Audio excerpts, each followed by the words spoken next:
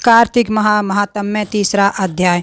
श्री कृष्ण भगवान के चरणों में शीश झुकाओ, श्रद्धा भाव से पूजो हरि, मनवांछित फल पाओ।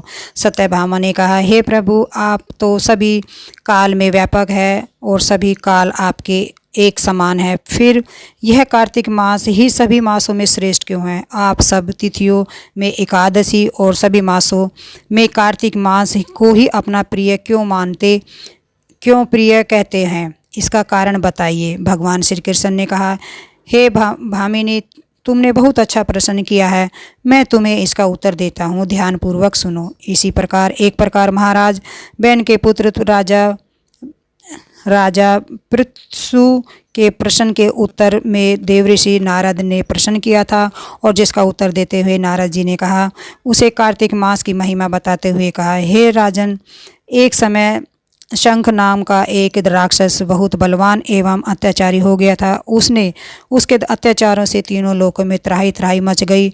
उस शंखपुर से स्वर्ण में निवास करने वाले देवताओं पर विजय प्राप्त कर इंद्र आदि देवताओं एवं लोकपालों के अधिकारों को छीन लिया। उससे भयभीत होकर समस्त देवता अपने परिवार के सदस्यों के साथ सुमेर पर्वत की गुफाओं में बहुत दिनों तक छिपे हुए रहे। तत्पश्चात वे निश्चित होकर सुमेर पर्वत की गुफाओं में ही रहने लगे। उधर जब शंखासुर को इस बात का पता चला कि देवता आनंद पूर्वक सुमेर पर्वत की गुफाओं में निवास कर रहे हैं, तो उसने सोचा कि कोई ऐसी दिव्य शक्ति अवश्य है जिसके प्रभाव से अधिकारहीन यह देवता अभी भी बलवान है। सोचते सोचते वह इस निर्णय पर पहुंचा ही कि वेद मंत्रों के बल के कारण ही देवता बलवान हो रहे हैं।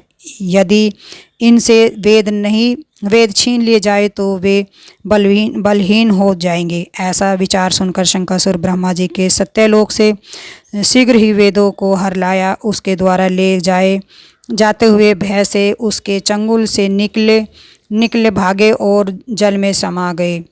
शंखासुर ने वेद मंत्रों तथा बीज मंत्रों को ढूंढते हुए सागर में प्रवेश किया, परंतु न तो उसको वेद मंत्र मिले और ना ही बीज मंत्र।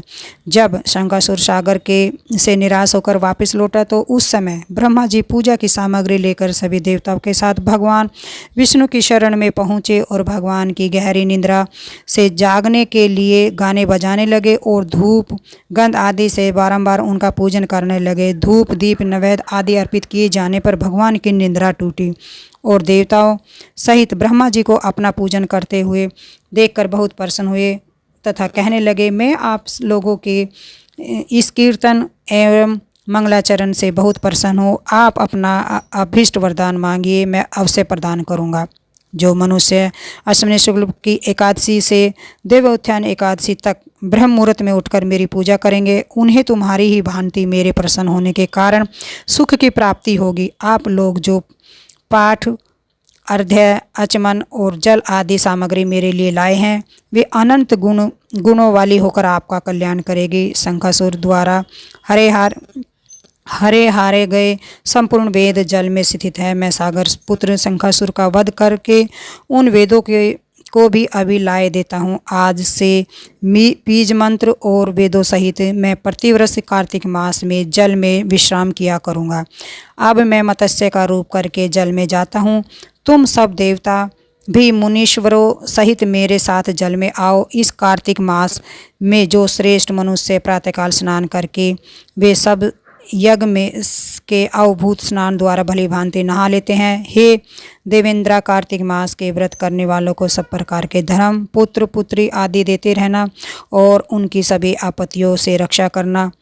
हे धनपति कुबेर, मेरी आज्ञा के अनुसार तुम उनके धन्य धान्य की वृद्धि करना, क्योंकि इस प्रकार का आचरण करने वाले मनुष्य मेरा रूप धारण करके जीवन मुक्त हो जाता है। जो मनुष्य जन्म से लेकर मृत्यु पर्यंत विधिपूर्वक इस उत्तम व्रत को करता है, वह आपको भी पूजनीय है। कार्तिक शुक्ल पक्ष की एकादशी तिथि को तुम लोगों ने मुझे जगाया है, इसलिए यह तिथि मेरे लिए अत्यंत प्रतिदायिनी है और माननीय है। हे देवताओं, यह दोनों व्रत नियम पूर्वक करने से मनुष्य मेरा सच्चिदानंद प्राप्त कर लेते हैं।